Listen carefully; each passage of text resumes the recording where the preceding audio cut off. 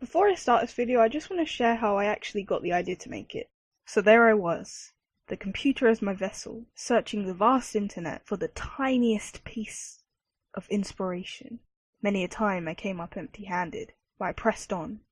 Eventually I came across Google Images, and my search extended to cute animals of all shapes and sizes. And then, in one fateful moment, the four-lettered word entered my mind. Dogs. I pressed enter, and here we are. Jeez, that was probably the most extra thing I've ever done in my life. So basically, I always wanted a dog when I was little. The day I realized that I could actually own a dog for myself, and it wasn't just a thing that strangers had, was a magical day for me. So from that day on, I made it my mission to ask my parents every day, of every week, of every year, if I could have a dog. And the answer was no.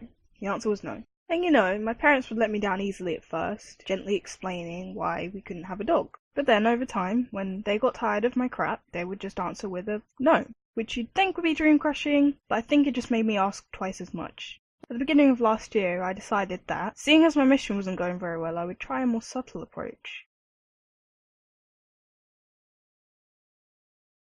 Rem, could you get my bag? Yeah, sure. In fact, I've even got a good idea on what could help me do that for you. If we got a puppy, the amount of dopamine and serotonin my brain produces could increase, and therefore I'd be feeling happier and be more inclined to do kind things for you. So if you really want that bag, you'd get me a puppy. No, but after seriously thinking over, I did start to think that maybe this could work. The main reasons why my parents said no to getting a dog was that they both worked, and obviously me and my brother are still in school, so we didn't think that we'd be home enough for it to be fair on the dog. And also my dad wasn't the biggest fan of animals, and I think the thought of the messes that a puppy made terrified him. But that didn't stop little old me! And also, my nan and granddad, being the lovely people that they are, offered to have the dog during the day whilst it adjusted, and I agreed to take it there in the mornings. So basically the entire plan was set out. So, I gathered my thoughts, I wrote it down, took it to my parents and pitched it, and they said no again. But I went back to my old ways, convinced my mum to join my cause, and we've started looking for adverts for puppies near us. Kind of sneakily, might I add. And I'll actually mention that it was a difficult task to try and find a puppy that A, didn't cost an arm and a leg, and B, wasn't 500 miles away. Eventually my mum found this perfect little golden advert. It was a 13-week-old puppy, a little cockapoo. It was the last one of its litter. And when I got home from school that day, my mum told me that when my dad got home, we were going to get this puppy. Now, since the beginning of time, I had wanted a puppy. As soon as I laid my eyes on the adorable four-legged animals, I knew I needed one. And that day, I was getting one. So we came home with the dog. It immediately started raining. That's red flag number 1. We decided to name her Marley, just throwing that out there. Now, Marley first appeared to be a sweet little dog. She still is, but let's just say the truth came out. She barely made any noise, even though the other dogs were just, And we took her outside, and she immediately did her business not in the house, which is always nice.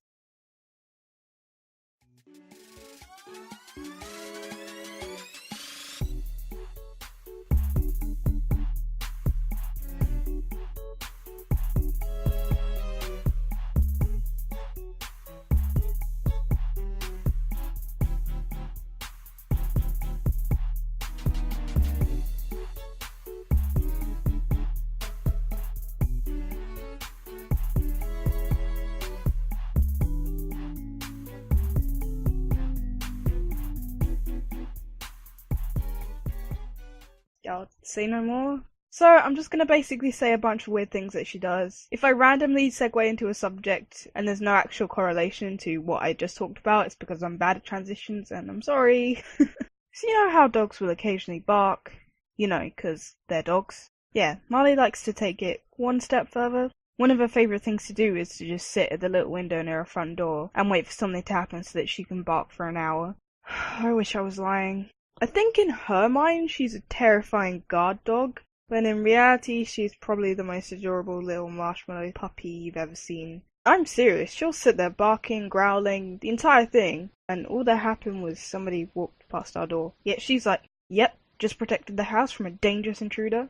Another day in the office. That guy was probably gonna murder the entire family. I don't even know how lucky they are to have me as a protector. From that, you've probably gathered that my dog is special. If she's like that around humans, imagine around other dogs. Now, I don't usually let her off the lead because she doesn't usually come back, but there is this field near where my school is, and sometimes I'll take her there and let her off. And that's the main place where she'll interact with other dogs, so she'll get there, find a dog, and proceed to run circles around them extremely quickly, barking and yelping, trying to get them to chase her.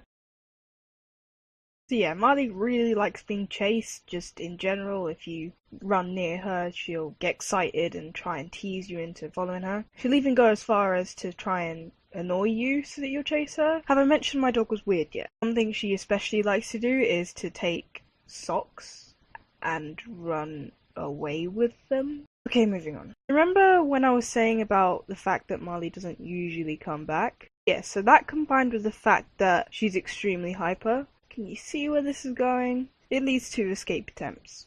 If it's a life-saving command, I can pretty much guarantee that Marley will listen to it, but it has led to some funny moments, so I'll share one with you. So the few times that she has run away, it's usually just for a quick running around and then she comes back. And I always look back at it and laugh, so. Boom! Number 1. Action. Go. Commence. Initiate. Begin. This story isn't necessarily her running out of the house, but it is her running away, and it's probably the earliest one I can remember. So I was out walking Marley, obviously, in the field that I was talking about. She was off the lead, there were minimal dogs, it was a nice day, everything was going great. She was actually walking by my side and pretending that she was a trained dog. But, you know, since it's my life, it can't stay that good for that amount of time. I turned around, and in the corner of my eye, I just see this little thing moving around.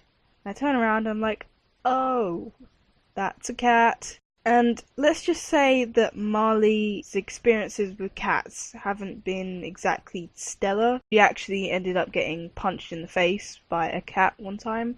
I think that would kind of just sum up the whole Marley-cat relationship. But that doesn't stop her from trying to interact with cats. Which, I mean, I've got to give her credit for, you know? That's definitely resilience. She's not even trying to be hostile, but from the cat's point of view, there's this giant bowling ball of fluff running at the speed of light towards you, barking non-stop. So, I mean, it probably doesn't seem the friendliest thing ever. So, obviously, she sees the cat and immediately bolts towards it. I'm pretty sure I've made it obvious that Marley isn't the most obedient dog, and I did kind of stand there for at least 2.5 seconds trying to decipher what I was witnessing. Before I knew it, both Marley and the cat had dived into the bushes, and I couldn't see either of them. Panic.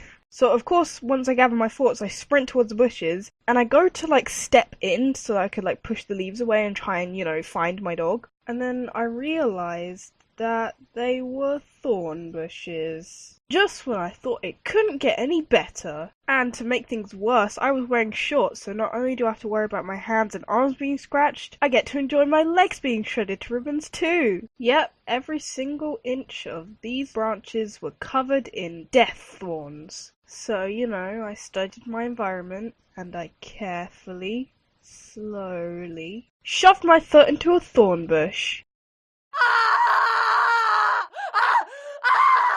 I don't really know what I was thinking, if I'm going to be honest. I think my thought process was, okay, if I do it quickly, it won't hurt as much. Because I had to do it, I didn't have a choice. I didn't even know what was going down in those bushes, As far as I knew, Marley had murdered that cat and was now just trying to dig her way out of the country. So it's about this time that I realise I'm going to have to take another step.